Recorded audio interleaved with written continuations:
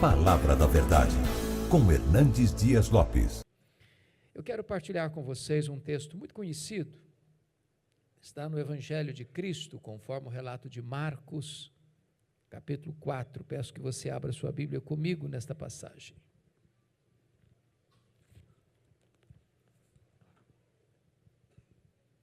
Marcos, capítulo 4, versos 35 a 41. Eu acho que o texto deve estar na tela, salvo melhor juízo. Eu estou lendo a versão ARA, a revista atualizada, e esse texto diz assim: Naquele dia, sendo já tarde, disse-lhes Jesus: Passemos para outra margem. E eles, despedindo a multidão, o levaram assim como estava no barco, e outros barcos o seguiam. Ora, levantou-se grande temporal de vento, e as ondas se arremessavam contra o barco, de modo que o mesmo já estava a encher-se de água. E Jesus estava na popa, dormindo sobre o travesseiro. Eles o despertaram e lhe disseram: Mestre, não te importa que pereçamos? E ele, despertando, repreendeu o vento e disse ao mar: Acalma-te, emudece. O vento se aquietou e fez-se grande bonança. Então lhes disse: Por que sois assim tímidos? Como é que não tendes fé? E eles, possuídos de grande temor, diziam uns aos outros: Quem é este, que até o vento e o mar lhe obedecem? Eu gostaria de pensar com vocês sobre o tema Não desanime, Jesus está no controle. Bom, à guisa de introdução, eu quero fazer 4 afirmações. A primeira delas é que as tempestades existem e elas são inevitáveis.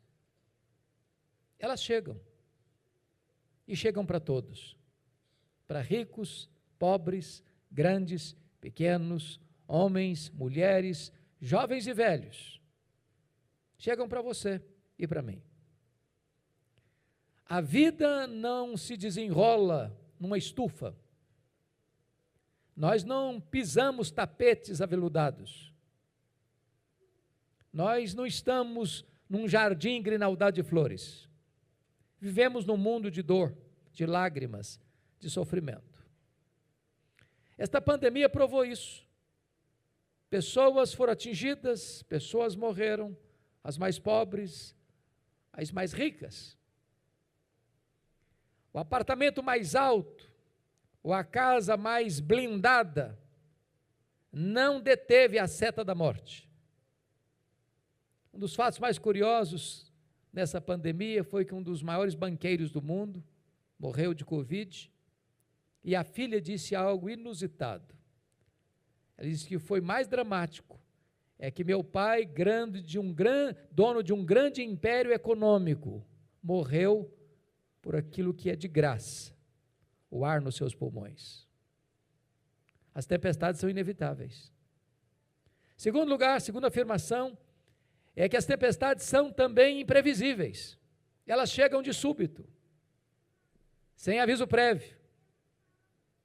Chegam quando você não está esperando. E às vezes botam a sua vida de ponta cabeça. Arrombam a porta. Machucam você, ferem você, transtornam você. É um acidente grave, é uma doença súbita, é um divórcio doloroso, é um luto traumático, é uma situação que você jamais imaginou passar na vida, mas está passando. E as coisas aconteceram de um dia para a noite, sem que você esperasse. Mas a terceira afirmação que eu quero fazer é que as tempestades são também, e muitas vezes, inadministráveis. Às vezes elas fogem do nosso controle. As rédeas saem das nossas mãos. Você não controla, você não dirige a situação. Como aquele barco dos discípulos. sovado pela fúria das águas, rodopiando no meio do mar. Não adiantava tentar governar o barco, ele estava à deriva. Como estava à deriva aquele navio que conduzia Paulo para Roma. Eles largaram o leme. O vento era contrário. Quantas vezes, meus irmãos, na nossa vida, nós enfrentamos tempestades que nós não controlamos.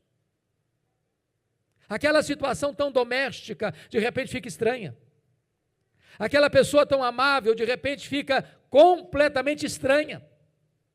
E você não administra mais. E você não controla mais. Talvez nós pudéssemos ilustrar isso com a própria geografia onde ocorreu este episódio. Acho que todos vocês sabem que o Mar da Galileia não é um mar, é um lago de águas doces, maior reservatório de águas doces do Oriente Médio. O Mar da Galileia tem 21 quilômetros de comprimento por 14 de largura. Ele é encurralado pelas montanhas, do lado oriental as montanhas de Golã e do lado ocidental pelas montanhas da Galileia. O Mar da Galileia, também chamado de Lago de Genezaré, está a 220 metros abaixo do nível do mar Mediterrâneo. Ali acontece um fato inusitado, muito curioso. É que às vezes, repentinamente, surge uma tempestade de vento, sol a pino, dia claro, sem uma nuvem no céu. E esse fenômeno acontece porque a montanha mais alta de Israel é o Monte Hermon, cujo cimo fica coberto de gelo praticamente o ano todo. De repente, os ventos gelados descem dessa montanha, e encurralado pelas montanhas, batem na superfície do lago e começa subitamente uma tempestade. Provavelmente foi isso que aconteceu com aqueles discípulos. Quando eles saem, o mar está calmo, não há nenhuma evidência ou sintoma de tempestade. E enquanto navegavam, a tempestade chegou. Às vezes é assim, você sai de casa num dia comum, para ir trabalhar, para levar os filhos na escola, e um fato acontece que muda a sua vida, muda a sua história. Sabe por quê? Porque as tempestades são imprevisíveis e às vezes são inadministráveis. Mas a quarta afirmação que eu faço à guisa de introdução, louvado seja Deus, é que as tempestades são também pedagógicas. Nós cremos nessa verdade, que Deus é soberano, que Deus não é pego de surpresa, que Deus não está lá no céu esfregando as mãos em apuro, sem saber o que fazer. Nenhuma folha cai de uma árvore no outono sem que Ele saiba, sem que Ele permita. Então, você nunca estará enfrentando uma situação, por mais adversa que seja, que Deus não saiba, que Deus não esteja no controle e que Deus não tem um propósito. Deus não desperdiça sofrimento na vida dos seus filhos. Se Ele está permitindo você passar por uma luta, por uma prova, por um vale, por uma tempestade, é porque Ele está trabalhando em você e para você. O propósito de Deus é bom. Não há Deus como o nosso, que trabalha para aqueles que nele esperam. Deus nos prova para nos aprovar. As tempestades não vêm para nos destruir, elas vêm para tonificar as musculaturas da nossa alma. Dito isto, à guisa de introdução, vamos olhar o texto. O contexto, eu queria que todos ficassem com a Bíblia aberta comigo nesta passagem, por favor, ou ligar o seu smartphone no texto bíblico. Eu preciso que você me acompanhe à luz desse texto. O contexto, então, é que Jesus passara todo aquele dia ensinando as parábolas do reino. Se você já deu aula ou já pregou o tempo todo, num dia todo, no final do dia você está exausto, cansado. Então, quando termina essa tarefa pedagógica de Jesus, ele diz o seguinte para os seus discípulos: passemos para outra margem. E diz a Bíblia que ele vai lá para trás do barco, pega um travesseiro, deita e dorme. Ele era perfeitamente homem, estava cansado e dormiu. É nesse ínterim que surge a tempestade. E eu fico até imaginando que os discípulos devem ter conversado assim: vamos deixar o mestre descansar. Esse assunto é com a gente. Nós já passamos por várias situações iguais, nós sabemos resolver isso, vamos controlar a situação, deixa o mestre descansar. Mas na medida que o tempo passava, o vento ficava mais forte, as ondas ficavam mais contrárias, o barco era açoitado com fúria mais violenta, rodopiando no meio do mar, a ponto de eles não controlarem mais. Então diz o texto, que eles chegam para Jesus apavorados, despertam Jesus e dizem: Mestre, não te importas que pereçamos? Não vais fazer nada? Não estás vendo o perigo? E diz a Bíblia que Jesus se desperta, repreende o vento, repreende o mar e se dirige a eles assim: por que vocês estão com medo?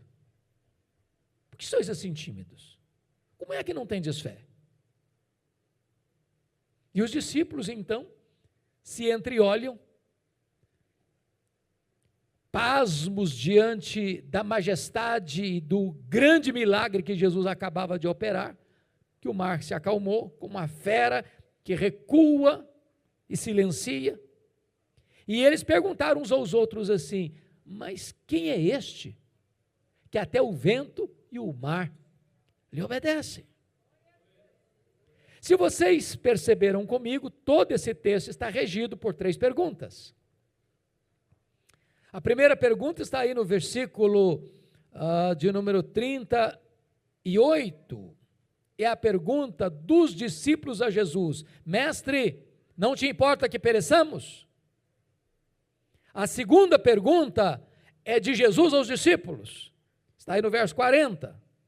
Por que sois assim tímidos? Como é que não tendes fé? A terceira pergunta está no verso 41, é a pergunta entre os discípulos: quem é este que até o vento e o mar lhe obedecem? Então, se o texto está regido por essas 3 perguntas, é sobre elas que vamos conversar com vocês a partir de agora. Então vamos ver a primeira pergunta: Mestre, não te importas que pereçamos? Ô irmãos, essa pergunta tem um tom de censura. Esta é a pergunta da dor, da angústia, do desespero. Da hora que você está, talvez no fundo do poço. Na hora mais dolorosa da sua vida. Porque a sensação que você e eu temos na hora que a gente está passando um aperto muito grande, uma angústia muito grande, uma dor muito grande, uma aflição muito grande, cadê Deus?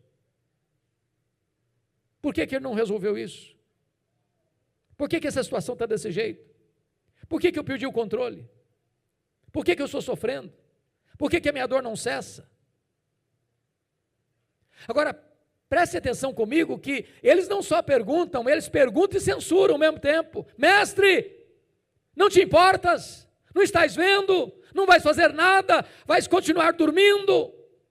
Não estás vendo o nosso perigo? Nós estamos indo a pique, estamos indo a um naufrágio, estamos prestes a morrer, a morte está mostrando para nós sua carranca e vais continuar aí?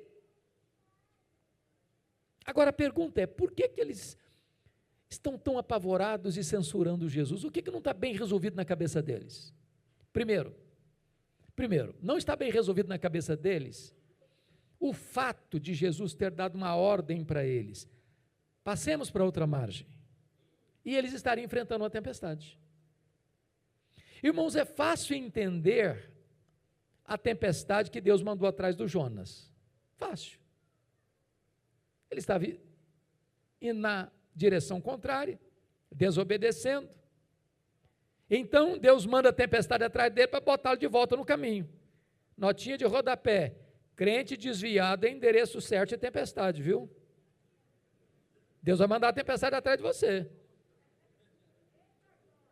Agora, como eu vou entender que eu estou fazendo o que Jesus me mandou fazer e a tempestade vem atrás de mim?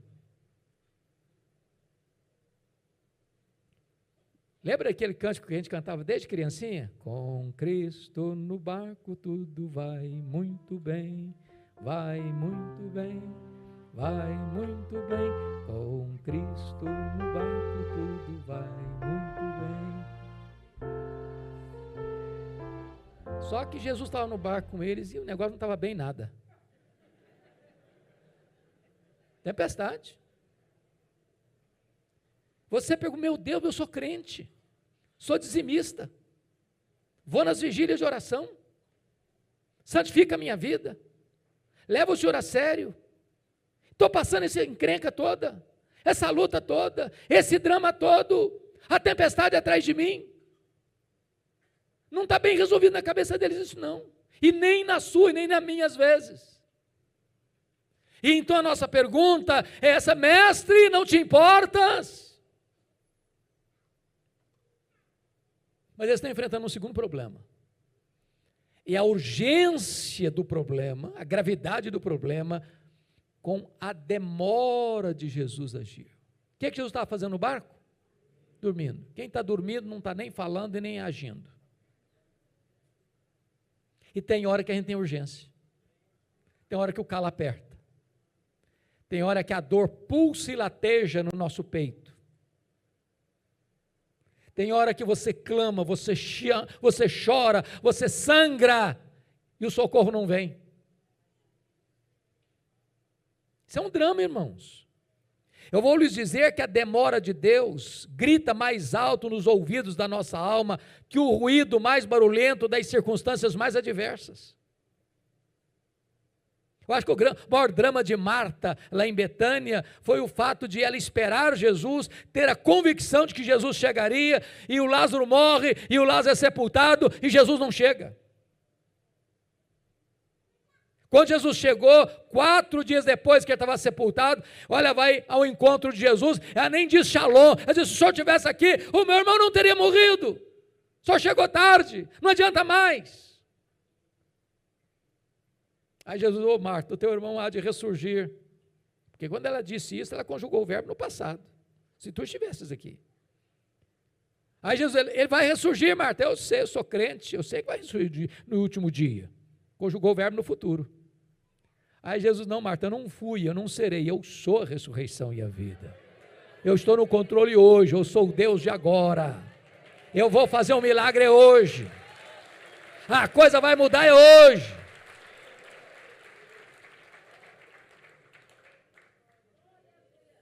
Eu não sei se você está fazendo essa pergunta então de censura para Jesus nessa noite, mas talvez você está passando uma grande angústia, e você está perguntando: mestre, não te importas? Bom, diz o texto que Jesus então se desperta, repreende o vento, repreende o mar, diz: acalma, sossega. A cena que eu vejo é de uma fera selvagem que o domador chega com autoridade: calma, quieta. E o mar se encolheu, e o vento se recolheu, e houve grande bonança. Aí Jesus vai para a segunda pergunta do texto, e pergunta assim para eles: por que vocês estão com medo? Por que vocês não têm fé?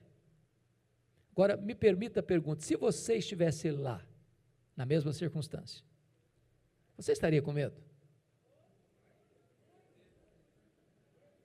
Hoje, gente, já está de noite. É um navio não é navio de turista não, é um barquinho. E o barquinho está moendo assim, sendo moído, rodopiando. O mar está quase engolindo o barco. Eles estão vendo a morte, mostrando a carranca para eles. Você estaria com medo? Eu estava falando agora há pouco com o pastor Silmar, que eu só fiz um cruzeiro na vida com um navio grande. Só um, já fiz vários cruzeiros navio pequeno, mas um grande foi um só. Saiu de Santos, foi lá para o interior do Rio de Janeiro. E eu prometi a mim mesmo nunca mais fazer outro na vida. Nunca mais. Meus irmãos, foi horroroso. Ondas de 4 metros, 5 metros. Hoje, gente, quase todo mundo ficou nauseado. Eu lembro que a gente ia jantar e voltava escorando nas paredes, vomitando pelo corredor fora. Quando saímos do Rio, eu sabia que tinha 8 horas pela frente, eu fiz uma oração, falei: meu Deus, ou eu durmo ou eu morro.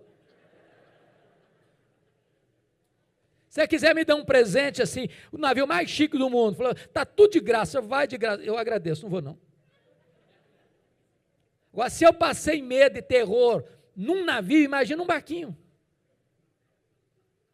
Agora, a pergunta é, por que eles deveriam ter fé e não medo?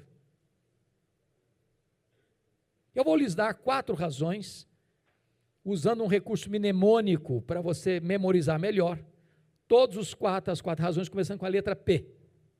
Primeiro, eles deviam ter fé e não medo por causa da promessa de Jesus. Olha o verso 35. Jesus diz assim: passemos para outra margem. E eu pergunto a vocês, se Jesus disse, passemos para outra margem, qual era o destino deles? A outra margem, é claro. Então, vou lhe dizer uma frase, gostaria que você memorizasse essa frase. Promessa de Jesus e realidade são a mesma coisa. Porque nenhuma das promessas de Jesus cai por terra. Em todas as suas promessas nós temos o sim e nós temos o amém. Aquele que prometeu é fiel para cumprir. Pronto. Se você tem uma promessa, não duvide, creia. Sabe por que a gente tem medo, irmãos? Porque a gente duvida. Que aquele que fez a promessa é fiel para cumpri-la. Segundo, por que eles deviam ter fé e não medo? Primeiro, por causa da promessa. Segundo, por causa da presença de Jesus. Jesus estava dentro do barco. Eu disse que não estava tudo bem, mas quando não está tudo bem, para você, está sob o controle de Jesus. Você perdeu o controle, ele, Jesus, não. Você não está mais no leme dirigindo, Jesus está. Você não sabe o que fazer, Jesus sabe. Você não sabe o final da linha, ele sabe. Ele está no controle. O Senhor Jesus prometeu para você e para mim assim: eis que eu estou, ele não diz eis que eu estarei não, eis que eu estou convosco todos os dias até a consumação dos séculos. Não importa se no monte, não importa se no vale, não importa se na riqueza, não importa se na pobreza, não importa se na saúde, não importa se na doença, não se importa que quando é dia de aniversário ou quando é dia do luto, o Senhor nunca vai abandonar você. Ele está do seu lado, Ele está presente com você. Você precisa ter medo, você precisa ter fé. Terceiro, por que eles deviam ter fé e não medo? Primeiro, por causa da promessa. Segundo, por causa da. Terceiro, por causa da paz de Jesus. E eu pergunto a vocês, o que Jesus estava fazendo no barco mesmo? Dormindo. Deixa eu fazer outra pergunta. Jesus sabia que a tempestade viria? É claro, é óbvio que sim. E se sabia, por que dormiu? Dormiu porque sabia que tudo estava sob controle. Então preste atenção, paz não é ausência de tempestade. Paz é a certeza de que apesar da tempestade, tudo está sob controle. Do controle de Deus. Ô irmãos, isso traz descanso para o coração. Isso traz libertação do medo. Eu não estou no controle. Você não está no controle. Deus está. Jesus está. Então acalme seu coração. Acalme seu coração. Descanse. Lá fora a tempestade está convulsiva. Mas a tempestade não está fora do controle de Deus. Ele se assenta sobre a tempestade. Ele tem o domínio da tempestade. Ele caminha no meio da tempestade. Ele tem acesso à sua vida no meio da tempestade. Mas em quarto lugar, eles deviam ter fé e não medo por uma quarta razão. Primeiro, por causa da promessa. Segundo, por causa da presença. Terceiro, por causa da paz. Quarto, por causa do poder de Jesus. Curiosamente, Marcos reúne ao redor desta passagem outros fatos que destacam o poder de Jesus. Se não, vejamos. Nessa passagem, Jesus tem poder sobre as leis e as forças da natureza. O vento escuta a sua voz, o mar obedece ao seu comando. Ele é o Criador. A criatura não desafia o Criador. A criatura não é maior que o Criador. Aquele barco não podia afundar porque Jesus é o Criador do vento, é o Criador do mar, é o Criador do universo. Ele não podia ser derrotado pela sua própria criatura. Então não há nenhum elemento da natureza que pode derrotar você se o Senhor Jesus está com você. Segunda passagem, se você perceber comigo na leitura, logo que Jesus desembarca, ele desembarca do lado oriental do lago. Ele desembarca na região chamada Decápolis, eram 10 cidades gentílicas. É um despenhadeiro, e tinha um cemitério. E estava de noite. E a coisa que você nunca espere e não quer ver de noite dentro de um cemitério é gente viva. Até gente grande corre. E diz a Bíblia que Jesus faz essa viagem depois de uma tempestade, para um despenhadeiro, para um lugar gentílico, para dentro de um cemitério, porque lá tem um homem, diz a Bíblia, furioso, violento, gritando de noite e de dia, nu, ferindo-se com pedras, tomado por uma legião de demônios. Legião é uma corporação romana mais temida do exército romano, são 6.000 soldados, flecheiros, guerreiros, era onde passavam legião, tudo se destruía. Tem dentro de um único homem 6.000 demônios.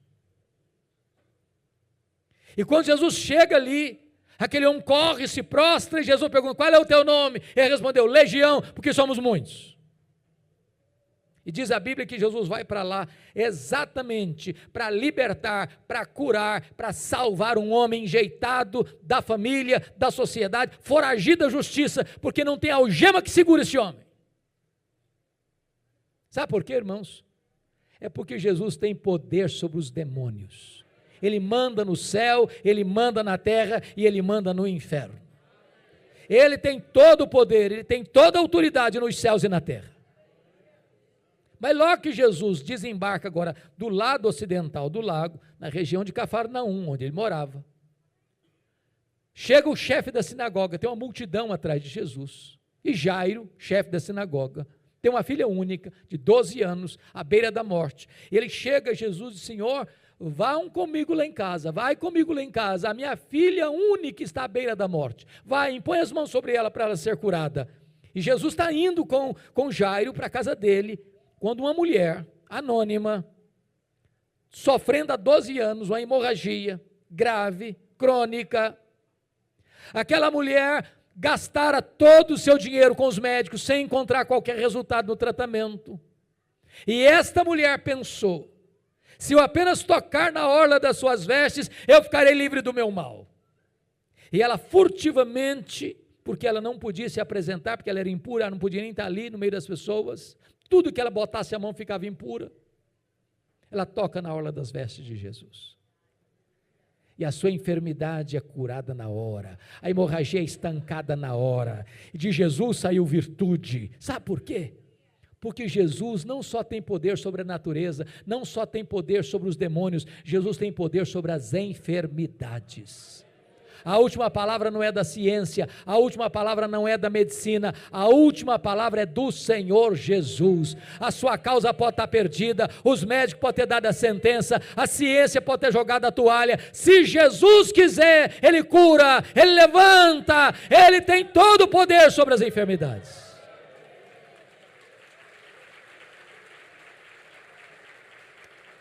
Enquanto Jesus atendia aquela mulher curada, liberta,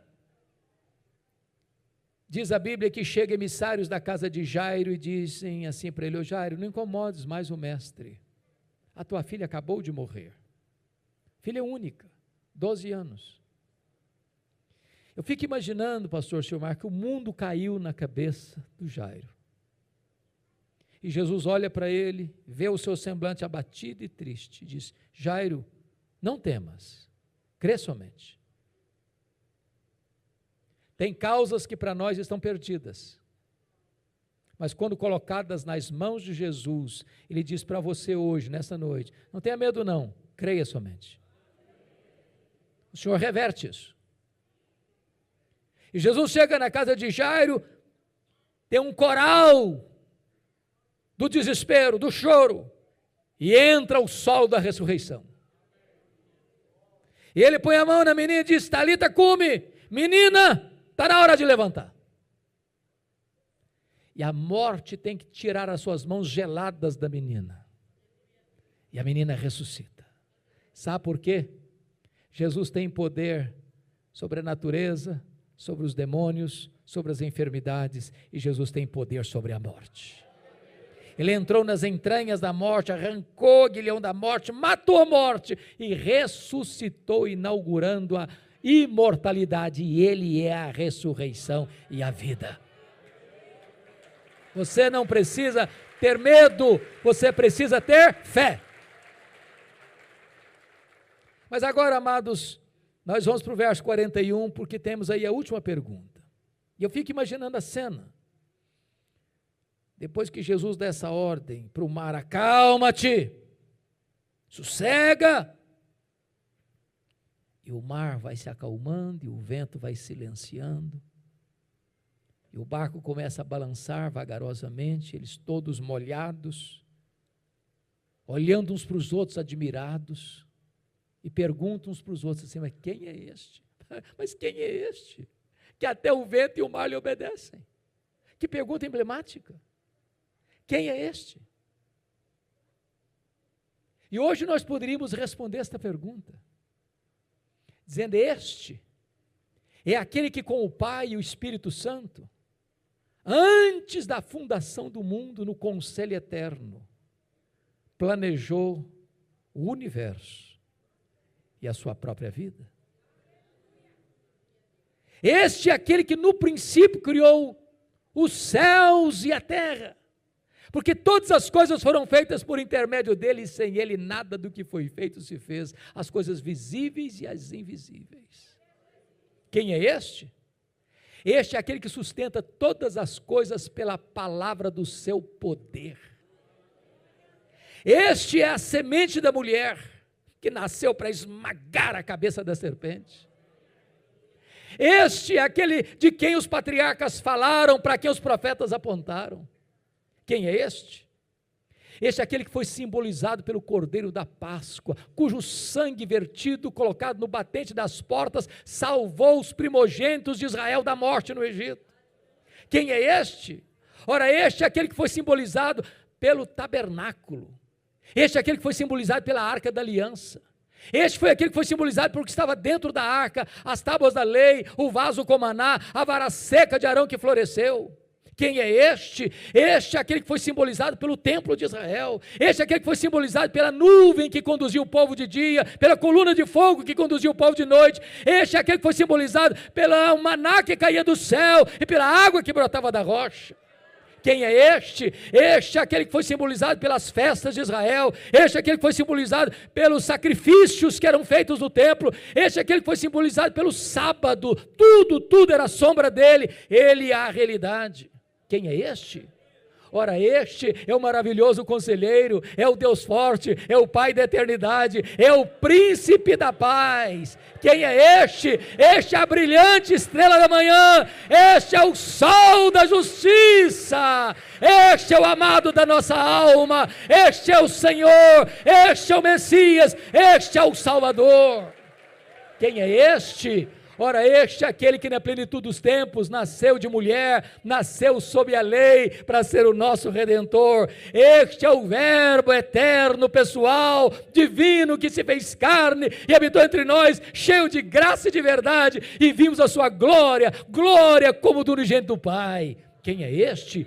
Ora, este é aquele que andou por toda parte fazendo bem, libertando os oprimidos do diabo. Os cegos viram, os surdos ouviram, os mudos falaram, os coxos andaram, os leprosos foram purificados e os mortos ressuscitaram.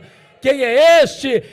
Este é o fundamento da igreja, este é o dono da igreja, este é o edificador da igreja, este é o protetor da igreja. Quem é este? Este é o Cordeiro de Deus que tira o pecado do mundo, este é o noivo da igreja, este é a nossa esperança, é a nossa paz, é a nossa alegria, é a nossa justiça, é a razão da nossa vida. Quem é este? Este é o pão da vida, este é a luz do mundo, este é a porta das ovelhas, este é o bom, o grande e o supremo pastor, este é a ressurreição e a vida, este é o caminho e a verdade e a vida, este é a videira verdadeira. Quem é este? Este é o amado da nossa alma. Este é aquele que por amor de nós se fez carne. Este é aquele que por amor de nós sangrou e chorou no Getsêmane. Este é aquele que por amor de nós foi cuspido e esbordoado no sinédrio judaico. Este é aquele que por amor de nós foi surrado e foi espancado no pretório romano. Este é aquele que por amor de nós carregou aquela cruz maldita pelas ruas apinhadas e cheias de Jerusalém, sob os apupos e vaias de uma multidão ensandecida. Quem é este? Este é aquele que foi pregado na cruz, suspenso entre a terra e os céus, mas transformou aquele patíbulo de horror num palco para a glória de Deus e num instrumento para a sua e para a minha salvação. Quem é este? Este é aquele que morreu pelos nossos pecados, foi sepultado, mas ressuscitou para a nossa justificação. Quem é este? Este é aquele que entrou nas entranhas da morte, matou a morte com a sua morte e ressuscitou vitoriosamente, inaugurando a imortalidade. Quem é este? Este é aquele que voltou para o céu em glória. Este é aquele que derramou o Espírito Santo sobre a igreja. Este é aquele que está sentado no trono como nosso supremo sumo sacerdote, como nosso advogado justo. Quem é este? Este é o Rei dos Reis. Este é o Senhor dos senhores. Este é aquele que venceu para abrir o livro e desatar os selos. Este é o Cordeiro que foi morto, mas está vivo pelos séculos dos séculos e tem as chaves da morte e do inferno. Quem é este? Este é o amado da igreja. Este é aquele que vai voltar pessoalmente, visivelmente, audivelmente, repentinamente, inesperadamente, inescapavelmente, gloriosamente. Quem é este? Este é o juiz de vivos e de mortos, que vai se assentar no trono e vai julgar as nações. Quem é este? Este é o amado do nosso coração, com quem nós estaremos, com quem reinaremos, a quem veremos face a face, e com ele estaremos pelos séculos dos séculos. Quem é este? Este é aquele que diz para você e para mim nesta noite: você não precisa ter medo, você precisa ter fé.